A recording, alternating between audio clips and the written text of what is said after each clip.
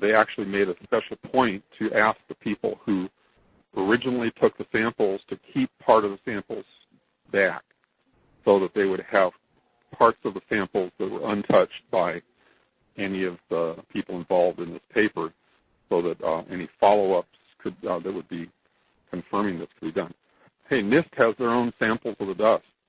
Mm-hmm. There's that landfill where they took all this stuff, and my understanding is over at Fresh Kills Landfill, how's that for a name for a landfill, but that has huge piles of this dust. And, yeah, that would be a little bit harder to trace it back, but you could identify probably by a number of means when you had a scoop of World Trade Center dust there. And all of the samples they investigated, including some that they didn't use in the paper, showed the spheres, the iron spheres, and it showed the red-gray chips.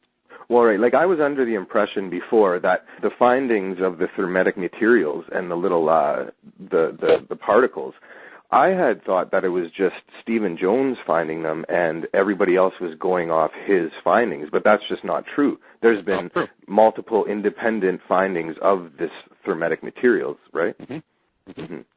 I know the debunkers like to use this when we're talking about the spheres mm-hmm. and the compounds it's made up of. Mm-hmm. They try to say that, it's just parts of the building, coming together and forming these spheres during the destruction. Okay. And I remember you had told me that that's just not true. Absolutely. Well, think of it this way. You're talking about missing the melting temperature of iron by 1,000 degrees, okay? Mm-hmm. So you can't get within 1,000 degrees of the temperature to melt iron. These spheres represent molten iron, which is then blasted into, in other words, while it's a liquid, it's blasted so you have tiny droplets, some as small as a micron, down from the micron size up to the millimeter size in that whole range. Mm-hmm. And so these tiny, tiny little spheres, little droplets of molten iron, which then there's a large surface to volume ratio, so they cool quickly, and before they hit the ground, they're solid. And so these have been incorporated into the dust, throughout the dust. Furthermore, Stephen Jones, who did a lot of this original research, he's very clear on this in some of his talks. I'm going secondhand on this. I was not involved in that direct research, but I understand what's being said, and it's very clear. What he's saying is that in addition to iron, a lot of these spheres also have aluminum mixed with the iron. And so the question is, how in the world are you going to get aluminum mixed with this molten iron? They have very, very different melting temperatures and so forth. The process, though, is that thermite, you have aluminum right there in the thermite. So you have aluminum and iron oxide. The oxygen jumps from the iron to the aluminum, and most of the aluminum goes off as aluminum oxide, and most of the iron goes off as molten released iron, okay, reduced iron, unoxidized. But there is aluminum there to contaminate the iron droplets. So there's some aluminum mixed in with the iron, and it's a very clear signature that this originated from a thermite reaction. Furthermore, I think people don't get it when you talk about nanoparticles. Mm-hmm. The nanometer is 1,000th of a micrometer, and a micrometer is a millionth of a meter. And so the nanoparticles in this nanothermite, it's about 100 nanometers, so it's about 1/10 of a micron, which puts it about 100 times smaller than a red blood cell. So if you've ever, like in a high school lab, pricked your finger and looked at red blood cells under a microscope, right, talk about 100 times smaller than that, and that's what you're looking at here in terms of these particles. So it's such an absolute clear signature. The only way to get the nanoparticles is to manufacture them. And as Niels Harrit has talked about quite frequently, it's a bottom-up process. So basically you have a vapor. You have to atomize. You have to basically get a vapor where the individual atoms of aluminum are allowed to coalesce in particles, and somehow the process is controlled to where you have these nanoparticle-sized accumulations of aluminum, just like aluminum snow falling out of a cloud of vaporized aluminum. Think of it like that, to get these little tiny aluminum flakes and then mixed in with the iron oxide.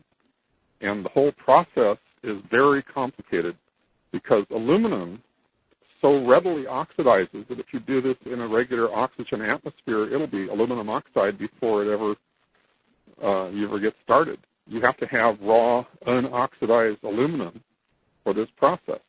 Mm-hmm. And so you have to do this in some kind of a condition where you can get the unoxidized aluminum to be mixed uniformly with these tiny 100 nanometer sized particles of iron oxide, and you have to mix it and embed it in this matrix of material that's holding it in place, and they can then mix that with other things and so forth. And so it is such a clearly manufactured material. Okay? This is to the 9/11 demolition stuff what the genetics was to the anthrax investigation. Right. They were saying, oh, this anthrax came from Saddam Hussein. Great, until you look at the genetics of it. And it turns out that this was not like any of the strains that Iraq had, but it just so happened it was like the strains used in U.S. military labs. It was like the fingerprint that you know where this came from. Right. Well, same thing with this nanothermite. It's not just ordinary thermite.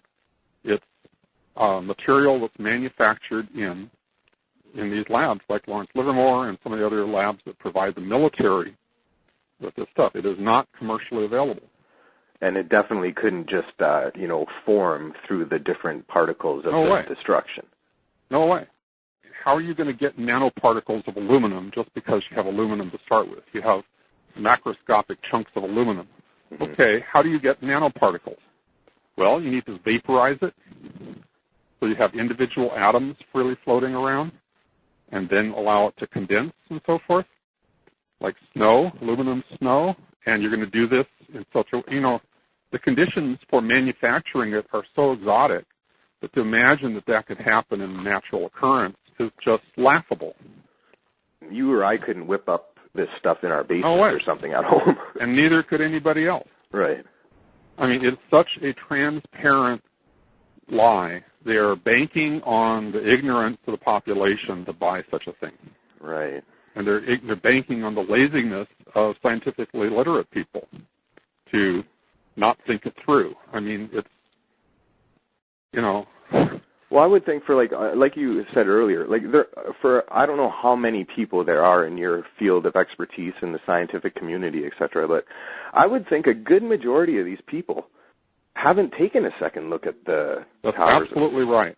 Mm-hmm. I'm a high school physics teacher, so when you say about my expertise, yeah, I know Newtonian physics pretty darn well because I've explained it at a fundamental level. So I probably know Newtonian physics more than most engineers out there because most of them, they learn it in school and they go off and do what they do in practice and forget all the basics, okay?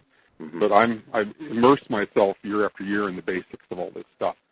So, yeah, I have an area where I know what I'm talking about. Right. And then when I go to conferences like this last summer, I went to the American Association of Physics Teachers Conference. It was in Portland. It's the national meeting. And they have a winter meeting and a summer meeting. So the summer meeting was in Portland. I went up there and I gave a talk and I did a poster session. Poster session, think of it like an elaborate science fair project, right? You get a 4x4 area and you present all your stuff.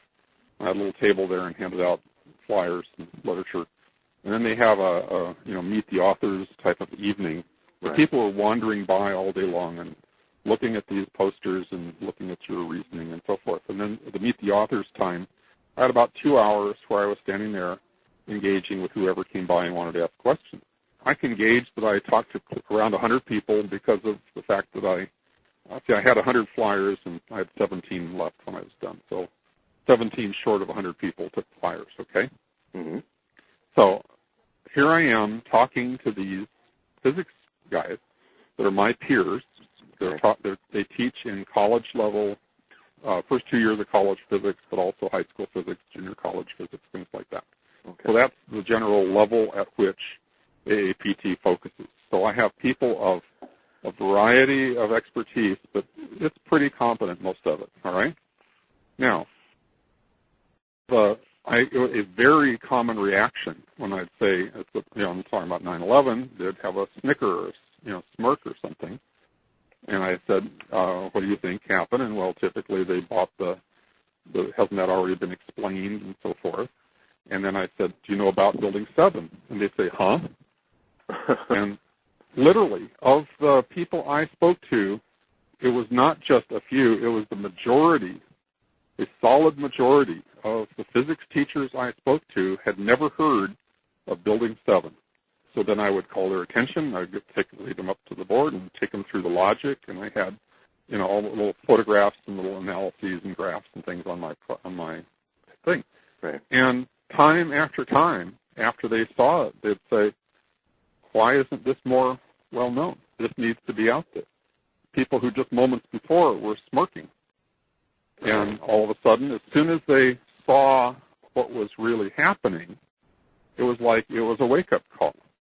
Mm-hmm. So when people say how few scientists and engineers out there support the demolition hypothesis, what's really going on is they are no more informed about the facts than the general public.